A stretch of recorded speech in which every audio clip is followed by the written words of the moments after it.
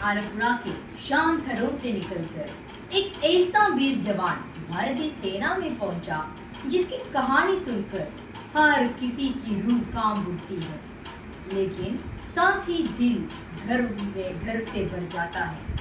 उसका नाम है लेफ्टिनेंट कर्नल ऋषि राजलक्ष्मी।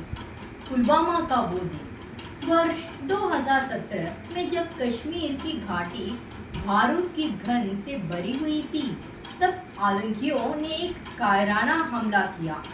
गोलियों की बौछार होने लगी। इसी बीच मोर्च पर डटे ऋषि राजलक्ष्मी ने अपने साथियों के साथ जमकर मुकाबला किया, लेकिन किस्मत देखिए, पहली गोली उनके हेलमेट को चीरते हुए निकल गई, दूसरी ने उनकी नाक को बुरी तरह क्षतिग्रस्त कर दिया और तीसरी गोली ने उनके जबड़े को पूरी तरह से तोड़ डाला।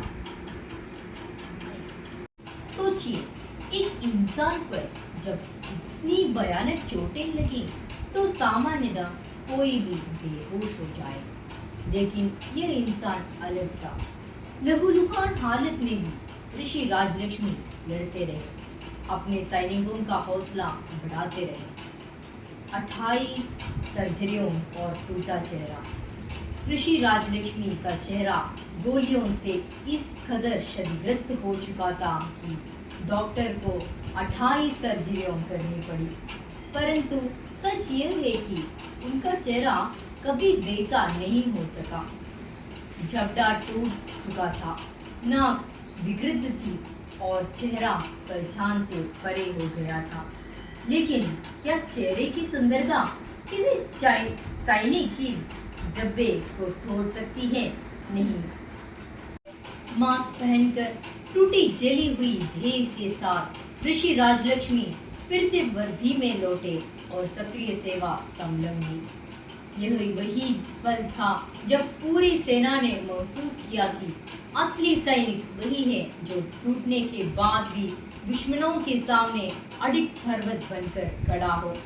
प्रेरणा का स्रोत ऋषि राजलक्ष्मी आज सिर्फ केरल या भारत के ही नहीं, बल्कि पूरी दुनिया के लिए प्रेरणा है और निडरता की मिसाल भी। उग्रवाद प्रभावित कश्मीर में स्थिरता लाने से लेकर वायनाड में आपदा राहत का नेतृत्व करने तक ऋषि ने साबित किया है कि एक सैनिक का कर्तव्य युद्ध के मैदान से कई आगे तक जाता है।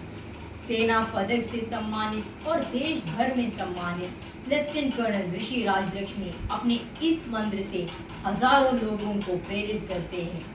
मेरा देश सबसे पहले है। धन्यवाद।